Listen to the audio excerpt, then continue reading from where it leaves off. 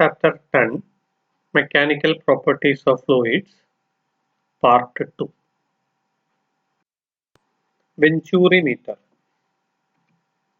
It is used to measure speed of flow of a fluid. ഒരു പൈപ്പിലൂടെ ഒരു fluid flow ചെയ്യുന്നതിന്റെ speed അളക്കാൻ വേണ്ടി ഉപയോഗിക്കുന്ന ഉപകരണമാണ് ഇത് വെഞ്ചൂറി മീറ്റർ. അതിന്റെ ഫിഗർ ആണ് കൊടുത്തിട്ടുള്ളത്. ഈ ഇൻസ്ട്രുമെന്റിൽ ഈ പൈപ്പ് നമ്മളിതാ ഇതിനിടയിൽ പൈപ്പിനിടയിലായിട്ട് ഈ സാധനം ഫിറ്റ് ചെയ്യാണ് ചെയ്യുന്നത്. അപ്പോൾ ഇവിടെ ഏരിയ കൂടുതലാണ്, ഇവിടെ ഏരിയ എന്താണ് കുറവാണ് വരുന്നത്. ഏരിയ കുറവാകുമ്പോൾ നമ്മളെ ബെർണോളിസ് പ്രിൻസിപ്പിൾ പ്രകാരം സ്പീഡ് കൂടും. സ്പീഡ് കൂടുമ്പോൾ പ്രഷർ കുറയും. അപ്പോൾ ഇവിടെ ലിക്വിഡ് ലെവൽ ഇതാ കുറച്ച് ഈ ഹൈറ്റിലാണ് ലിക്വിഡ് ലെവൽ വരുന്നത്, ഇവിടെ ലിക്വിഡ് ലെവൽ ഈ ഹൈറ്റിലാണ് വരുന്നത്. അപ്പോൾ പ്രഷർ കുറഞ്ഞ സ്ഥലത്ത് എന്ത് ചെയ്യുന്നുണ്ട്, ലിക്വിഡ് ലെവൽ കുറയുന്നുണ്ട്. ഈ ഡിസ്റ്റൻസ് നമ്മൾ അളക്കുന്നുണ്ട്. എന്നിട്ടാണ് നമ്മൾ എന്ത് ചെയ്യുന്നത്, ഇതിലെ സ്പീഡ് കണക്കാക്കുന്നത്. എങ്ങനെ നോക്കാം. ആദ്യം നമ്മൾ എന്ത് ചെയ്യുന്നു പറഞ്ഞാൽ നമ്മൾ ബെർണോളിസ് ഇക്വേഷൻ എഴുതുകയാണ്. P1 plus half rho V1 square plus rho GH1 is equal to P2 plus half rho V2 square plus rho GH2. നമുക്കറിയാം ഇക്വേഷൻ. ഇതിൽ നമ്മൾ കണ്ടീഷൻസ് അപ്ലൈ ചെയ്യാണ്. എന്തൊക്കെയാണ് condition? H1 is equal to H2. അപ്പൊ ഇവിടെ ദാ ഈ ഹൈറ്റ് ഇവിടുന്ന് ഇവിടെയുള്ള ഹൈറ്റും ഗ്രൗണ്ട് ലെവലിൽ നിന്നുള്ള ഹൈറ്റ് ഇവിടെ സെയിം ആണ് വരുന്നത്. അതുകൊണ്ട് H1 is equal to എന്താ വരുന്നത്, H2 ആണ് നമ്മൾ എടുക്കുന്നു. പിന്നെ ഇക്വേഷൻ ഓഫ് കണ്ടിന്യൂറ്റി നമുക്കറിയാം A1 V1 is equal to A2 V2 ആണെന്നുള്ളത്. ഇതിൽ നിന്ന് നമുക്ക് V2ന്റെ വാല്യൂ കിട്ടി A1 V1 by A2. ഈ രണ്ട് കാര്യങ്ങൾ നമ്മൾ ഫസ്റ്റിലുള്ള ബെർണോളിസ് ഇക്വേഷനിൽ അപ്ലൈ ചെയ്യാണ്. അപ്പൊ H1 H2ന് ഈക്വൽ ആവുമ്പോൾ സമയത്ത് ഈ തേർഡ് ടേമുകൾ രണ്ടും എന്ത് ചെയ്യും, ക്യാൻസൽ ചെയ്തു പോകും. അതുപോലെ തന്നെ ഈ റൈറ്റ് സൈഡിലുള്ള ഈ സെക്കൻഡ് ടേമിലെ V2 സ്ക്വയറിന് പകരം നമ്മൾ എന്ത് ചെയ്യുന്നു പറഞ്ഞാൽ A1 V1 by A2 whole square കൊടുക്കുന്നു. അപ്പോൾ നമ്മൾ ഇക്വേഷൻ ഈ രീതിയിലായിട്ട് മാറും. P1 plus half rho V1 square is equal to P2 plus half rho into ഇവിടെ V2 സ്ക്വയറിന് പകരം നമ്മൾ A1 V1 by A2 whole square എന്ന് കൊടുത്തു. ഇനി നമ്മൾ റീഅറേഞ്ച് ചെയ്ത് എഴുതുകയാണ് ഇതിനെ. P1 minus P2. ഈ P2വിനെ നമ്മൾ ലെഫ്റ്റ് സൈഡിലേക്ക് കൊണ്ടുവരുമ്പോൾ മൈനസ് P2 ആയിട്ട് മാറി. അതുപോലെ തന്നെ ഈ ഹാഫ് റോ V1 സ്ക്വയറിനെ റൈറ്റ് സൈഡിലേക്ക് കൊണ്ടുപോകുമ്പോൾ minus half raw V1 square ആണ്. എന്നിട്ട് രണ്ടൊന്നും കോമൺ ആയിട്ട് ഹാഫ് റോ V1 സ്ക്വയർ എടുത്തു കഴിഞ്ഞാൽ ഇവിടെ ബാക്കിയുള്ളത് എന്ത് ചെയ്യുന്നു പറഞ്ഞാൽ A1 by A2 whole square ആണ്. അത് അതേപോലെ എഴുതി. ഇവിടെ ഇതിനെ ഇങ്ങോട്ട് കൊണ്ടുപോയാൽ പിന്നെ ഇവിടെ ബാലൻസ് ഉള്ളത് 1 ആണ്. അപ്പൊ നമ്മൾ ഇക്വേഷൻ ഇങ്ങനെ മാറി. ഇനി നമ്മൾ P1 മൈനസ് P2 എന്ന് പറയുന്നത് P ആണ്. പിയുടെ ഫോർമുല നമുക്കറിയാം H rho G ആണ്. അപ്പൊ നമ്മൾ എന്ത് ചെയ്തു, H rho G is equal to half rho V1 square into A1 by A2 whole square minus 1 കിട്ടി. രണ്ടിൽ നിന്നും നമ്മൾ എന്ത് ചെയ്യുന്നു പറഞ്ഞാൽ റോനെ കട്ട് ചെയ്യുന്നു. റോനെ കട്ട് ചെയ്ത് കഴിഞ്ഞിട്ട് നമുക്ക് ഇക്വേഷൻ ഏത് രീതിയിൽ മാറ്റാം.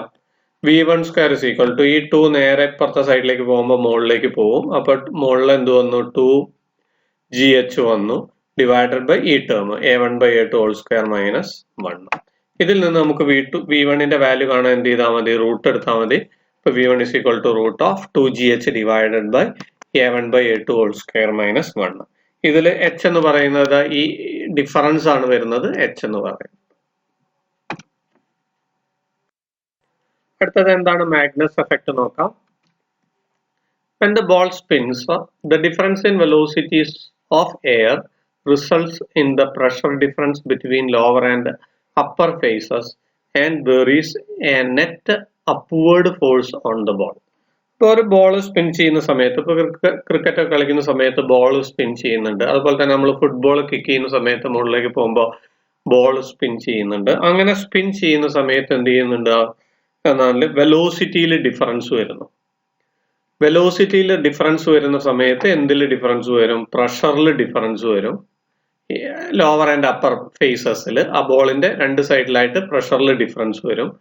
പ്രഷറിൽ ഡിഫറൻസ് ഉണ്ടാവുന്ന സമയത്ത് എന്ത് ചെയ്യുന്നുണ്ട്, ഒരു അപ്വേർഡ് ഫോഴ്സ് ബോളിൽ ഉണ്ടാവുന്നുണ്ട്.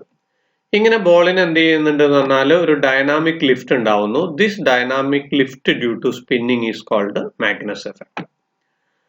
അപ്പോൾ പിന്നെ ബോൾ സ്പിൻ ചെയ്യുന്ന സമയത്ത് എന്തിൽ ഡിഫറൻസ് ഉണ്ടാവുന്നുണ്ട്, വെലോസിറ്റിയിൽ ഡിഫറൻസ് ഉണ്ടാവുന്നുണ്ട്. അപ്പൊ എന്തിൽ ഡിഫറൻസ് ഉണ്ടാവുന്നുണ്ട്, പ്രഷർ ഡിഫറൻസ് ഉണ്ടാവുന്നുണ്ട്. അപ്പൊ എന്തുണ്ടാവുന്നുണ്ട്, ഒരു dynamic lift of the ball ഉണ്ടാവുന്നുണ്ട്.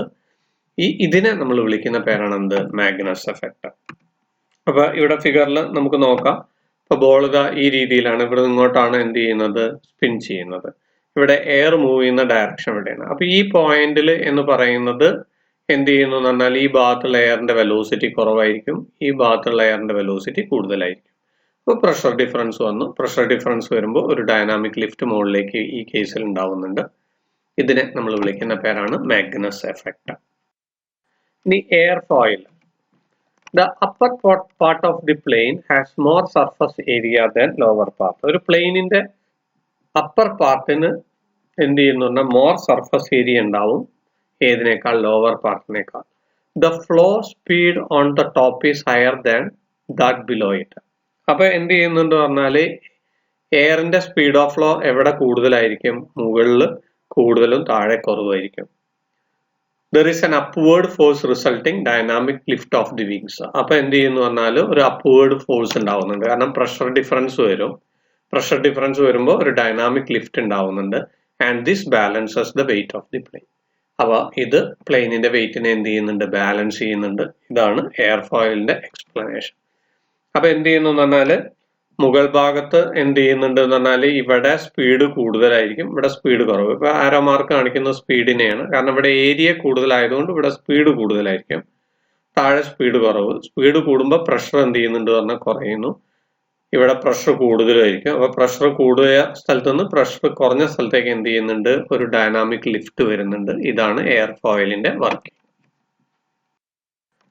ഇനി അടുത്ത സാധനമാണ് അറ്റോമൈസർ അല്ലെങ്കിൽ സ്പ്രെയർ. ഇതും അതെ, നമ്മൾ ഈ പറഞ്ഞത് എല്ലാം തന്നെ ആരുടെ പ്രാക്ടിക്കൽ അപ്ലിക്കേഷൻസ് ആണ്? ബെർണോളിസ് പ്രിൻസിപ്പിളിന്റെ പ്രാക്ടിക്കൽ അപ്ലിക്കേഷൻസ് ആണ്. എന്താണ് അറ്റോമൈസർ നോക്കാം. While pressing sprayer air comes out through nozzle. നമ്മൾ ഒരു സ്പ്രെയർ ഞെക്കുന്ന സമയത്ത് എന്ത് ചെയ്യുന്നുണ്ട്? എയർ പുറത്തേക്ക് വരുന്നുണ്ട് നോസിലൂടെ with high velocity. So pressure decreases. Velocity കൂടുന്ന സമയത്ത് പ്രഷർ എന്ത് ചെയ്യുന്നുണ്ട്? കുറയുന്നുണ്ട്. And liquid comes out along with the air. അപ്പോൾ എയറിന്റെ കൂടെ എന്ത് പുറത്തേക്ക് വരുന്നുണ്ട്? ലിക്വിഡ് പുറത്തേക്ക് വരുന്നുണ്ട്. ഇതാണ് സ്പ്രെയറിന്റെ അല്ലെങ്കിൽ അറ്റോമൈസറിന്റെ വർക്കിംഗ്. ഇപ്പൊ എന്ത് ചെയ്യുന്നു പറഞ്ഞാൽ ഈ നോസിലൂടെ എന്ത് ചെയ്യുന്നു പറഞ്ഞാൽ സ്പീഡിൽ നമ്മൾ എന്ത് ചെയ്യുന്നു പറഞ്ഞാൽ പ്രസ് ചെയ്യുന്ന സമയത്ത് പ്രഷർ പുറത്തേക്ക് വരുന്നു. ഇവിടെ നമ്മൾ പ്രസ് ചെയ്യുന്ന സമയത്ത് നോസിലൂടെ എയർ പുറത്തേക്ക് വരുന്നു. പുറത്തേക്ക് വരുന്ന സമയത്ത് ഇവിടെ പ്രഷർ കുറഞ്ഞു. പ്രഷർ കുറയുമ്പോൾ ഇവിടുത്തെ ലിക്വിഡും ഈ എയറും കൂടി പുറത്തേക്ക് വരികയാണ് ചെയ്യുന്നത്. അപ്പൊ ഇത് ഇത്രയും ബെർണോളിസ് പ്രിൻസിപ്പിളിന്റെ പ്രാക്ടിക്കൽ അപ്ലിക്കേഷൻസ് ആണ് വരുന്നത്. ഇനി എന്താണ് viscosity? Ability of a liquid to resist its flow is called viscosity. ഒരു ലിക്വിഡിന്റെ ഫ്ലോനെ റെസിസ്റ്റ് ചെയ്യാനുള്ള കഴിവിനെ, ആ ലിക്വിഡിന്റെ കഴിവിനെ നമ്മൾ വിളിക്കുന്ന പേരാണ് വിസ്കോസിറ്റി. അപ്പോൾ ലിക്വിഡിൽ ഒരു ഫ്രിക്ഷൻ ഉണ്ടാവും, ആ ഫ്രിക്ഷനെയാണ് നമ്മൾ വിസ്കോസിറ്റി എന്ന് പറയുന്നത്. ഇനി വിസ്കസ് ഫോഴ്സ് കാണാനുള്ള ഫോർമുല ഇതാണ്. F is equal to eta into A into dV by dx. ഇതിൽ ഈറ്റ എന്നാണ് അത് വായിക്കുക. ഈറ്റനെ നമ്മൾ വിളിക്കുന്ന പേര് കോഎഫിഷ്യന്റ് ഓഫ് വിസ്കോസിറ്റി. എന്താണ് അപ്പൊ ഈറ്റ? Coefficient of viscosity. dV by dx നെ നമ്മൾ വിളിക്കുന്ന പേരാണ് വെലോസിറ്റി ഗ്രേഡിയന്റ്. ഇനി എന്താണ് സ്റ്റോക്സ് ഫോർമുല നോക്കാം. Viscous force F is equal to 6 pi A eta V. ഇതിനെയാണ് നമ്മൾ സ്റ്റോക്സ് ഫോർമുല എന്ന് പറയുന്നത്. അപ്പൊ വിസ്കസ് ഫോഴ്സ് കാണാനുള്ള മറ്റൊരു ഫോർമുലയാണിത്. F is equal to 6 pi A eta V. ഇതിൽ A എന്ന് പറയുന്നത് റേഡിയസ് ആണ്, ഈറ്റ നമ്മൾ നേരത്തെ കണ്ടു കോഎഫിഷ്യന്റ് ഓഫ് വിസ്കോസിറ്റി ആണ്, അതുപോലെ തന്നെ V എന്ന് പറയുന്നത് വെലോസിറ്റി ആണ്. അപ്പൊ ഈ രണ്ട് കേസിലും A എന്ന് പറയുന്നത് റേഡിയസ് ആണ്. ഇനി എന്താണ് terminal velocity? When a body falls in a medium, ഒരു ബോഡി ഒരു മീഡിയത്തിൽ താഴത്തേക്ക് വരുന്ന സമയത്ത് if the viscous force plus buoyant force become equal to weight of the body. അപ്പോൾ ഒരു ബോഡി താഴത്തേക്ക് വരുന്ന സമയത്ത് അതിന്റെ വെയിറ്റ് താഴേക്ക് ഉണ്ടാവും. മുകളിലേക്ക് രണ്ട് ഫോഴ്സുകളാണ് ആക്ട് ചെയ്യുന്നത് ഒരു ബോഡി താഴത്തേക്ക് വരുമ്പോൾ. ഏതൊക്കെയാണ് അത്? വിസ്കസ് ഫോഴ്സും അതുപോലെ തന്നെ മറ്റൊരു ഫോഴ്സ് ഏതാണ്? ബോയൻ ഫോഴ്സും. ഈ വിസ്കസ് ഫോഴ്സും ബോയൻ ഫോഴ്സും കൂടി ചേർന്നിട്ട് എന്തിന് ഈക്വൽ ആവുക? വെയിറ്റ് ഓഫ് ദി ബോഡിക്ക് ഈക്വൽ ആവുകയാണെങ്കിൽ then the body will move down with constant velocity. അങ്ങനെ വരുന്ന സമയത്ത് ആ ബോഡി താഴത്തേക്ക് വരുന്നത് എങ്ങനത്തെ വെലോസിറ്റിയിലായിരിക്കും? കോൺസ്റ്റന്റ് വെലോസിറ്റിയിലായിരിക്കും. ഈ വെലോസിറ്റിനെ നമ്മൾ വിളിക്കുന്ന പേരാണ് എന്ത്? Terminal velocity. അപ്പൊ ഒരു ബോഡി താഴത്തേക്ക് വരുന്ന സമയത്ത് മുകളിലേക്ക് ഒരു ഫോഴ്സ് ഉണ്ടാവും. അപ്പൊ ആ മുകളിലേക്ക് ഉണ്ടാവുന്ന ഫോഴ്സും താഴത്തേക്ക് വരുന്ന വെയിറ്റും ഈക്വൽ ആവുന്ന സമയത്ത് ബോഡി എങ്ങനെയാണ് മൂവ് ചെയ്യുന്നത്? കോൺസ്റ്റന്റ് വെലോസിറ്റിയിലാണ് താഴത്തേക്ക് വരുന്നത്. ആ വെലോസിറ്റിനെ വിളിക്കുന്ന പേരാണ് ടെർമിനൽ വെലോസിറ്റി. സാധാരണ ഒരു ബോഡി താഴത്തേക്ക് വീഴുന്ന സമയത്ത് ഫ്രീ ഫോളിൽ അതിന്റെ ആക്സലറേഷൻ കൂടിയിട്ടാണ് വരിക. അതിനെയാണ് നമ്മൾ ആക്സലറേഷൻ ഡ്യൂ ടു ഗ്രാവിറ്റി എന്ന് പറയുന്നത്.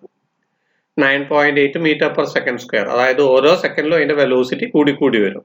പക്ഷെ ഇവിടെ എന്താ സംഭവിക്കുന്നു പറഞ്ഞാൽ വെയിറ്റും മുകളിലേക്കുള്ള ഈ രണ്ട് ഫോഴ്സും ഈക്വൽ ആവുന്ന സമയത്ത് ബോഡി കോൺസ്റ്റന്റ് വെലോസിറ്റിയിലാണ് വരുന്നത്.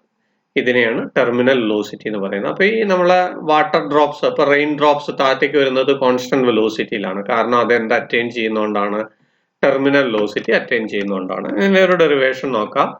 Viscous force is equal to weight നമ്മൾ കണക്കാക്കാണ്. അപ്പൊ വിസ്കസ് ഫോഴ്സ് നമ്മൾ പഠിച്ചു 6πA𝜂V സ്റ്റോക്സ് ഫോർമുല പ്രകാരം ഇസ് ഈക്വൽ ടു വെയിറ്റ് എന്ന് പറഞ്ഞാൽ mg ആണ്. ഇനി എമ്മിന് നമ്മൾ സബ്സ്റ്റിറ്റ്യൂഷൻ കൊടുക്കുകയാണ്. വോളിയം ഇൻറ്റു ഡെൻസിറ്റി ആണ്. അപ്പൊ ഇവിടെ നമ്മൾ നോക്കിക്കഴിഞ്ഞാൽ 6πA𝜂V is equal to volume 4/3πA³ into density, difference in density ആണ് റോ മൈനസ് സിഗ്മ എന്ന് പറയുന്നത് ഇൻറ്റു ജി. ഇതിൽ നിന്ന് നമ്മൾ വിയുടെ വാല്യൂ, ടെർമിനൽ വെലോസിറ്റിയുടെ വാല്യൂ കണ്ടെത്തുകയാണ്. 2/9 A² rho minus sigma into g divided by eta. ഇതാണ് ടെർമിനൽ വെലോസിറ്റിയുടെ ഫോർമുല. ഈ ടെർമിനൽ വെലോസിറ്റിയുടെ ഈ ഫോർമുല വെച്ചിട്ട് പ്രോബ്ലംസ് ചോദിച്ചിട്ടുണ്ട്. ബാക്കി എല്ലാ വാല്യൂസും തന്നിട്ട് ടെർമിനൽ വെലോസിറ്റി കാണാൻ വേണ്ടിയിട്ട്. അപ്പൊ ആ ഫോർമുല ഒരിക്കൽ കൂടി, V = 2/9 A² rho minus sigma into g divided by ഈറ്റ.